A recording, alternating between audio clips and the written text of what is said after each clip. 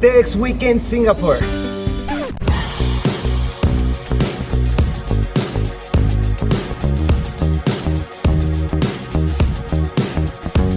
Hey guys, so we're here in Singapore. This is the last day of TEDxWeekend Singapore. TEDxWeekend is a series of events exclusively for TED organizers of the region, but any other region can actually join as well. I was lucky enough to attend TEDxWeekend Taipei in 2019, right before the pandemic.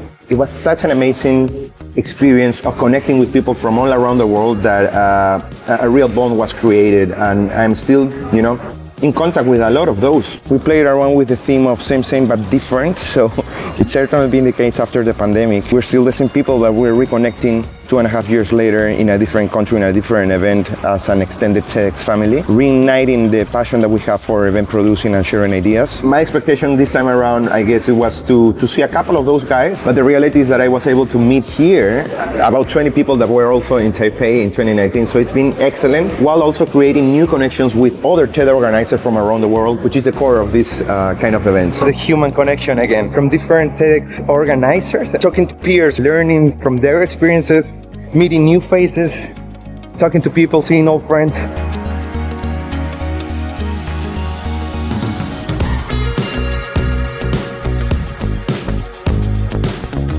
This is an amazing city based in sustainability. It's really tidy, clean, looks really fresh, vibrant, dynamic, and new. We've been able to attend different activities and workshops while also touring around the city. So different licensees and ambassadors for TEDx can share their best practices with the extended TEDx family.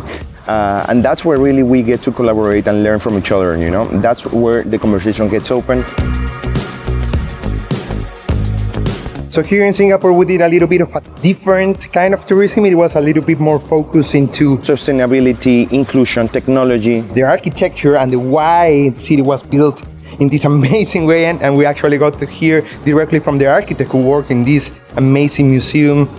And this one over here. So how to make Singapore really iconic and integrating a little bit of the natural world, a little bit of the outside and nature inside the spaces, And this important one-of-a-kind architectural masterpieces, have put Singapore really in a world stage.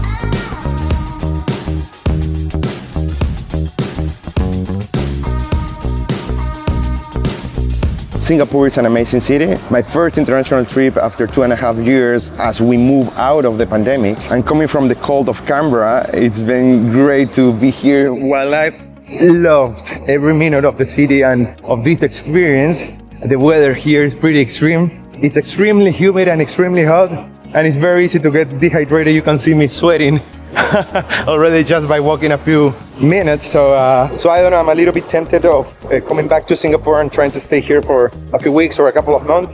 But the weather will be a little bit of a concern if you ask me.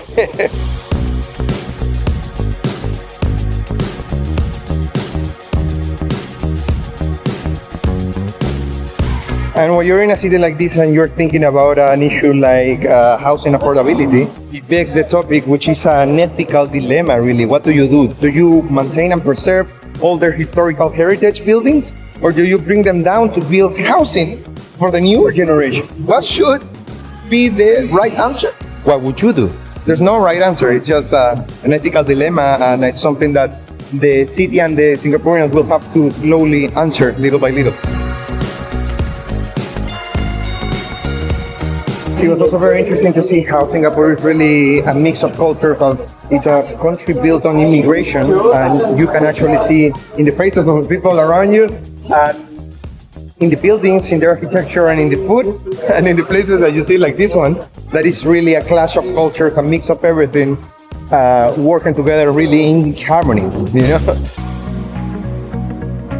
Similar to my time in Taipei, I was able to meet a couple of Spanish speakers, people from Mexico, from Argentina, which is something that you don't really think that you have the chance to encounter. In general, the Latin community in Australia is, in my view, a very small minority. So meeting people from your region in the other side of the world is something strange, unexpected, but welcoming, and that it really warms my heart and makes me happy to be able to connect with these really great, interesting people.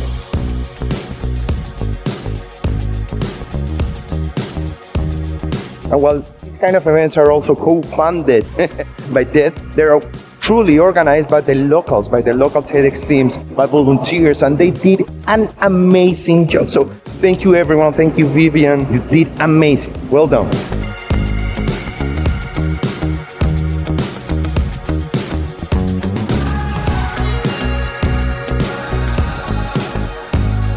So I think that my original expectation was to simply have a good time and reconnect with my friends. But an event like this always leaves you with a deeper, more philosophical meditation about society and human connections, and a real deep experience of what you get to experience in a society like this, meeting new people and enjoying a good meal on your last day here.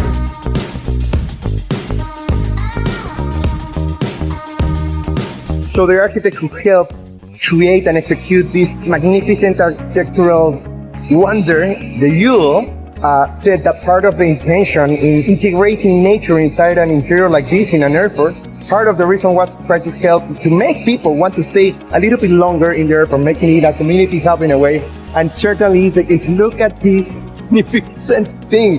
I wish I had a couple of extra hours to stay here a little bit longer.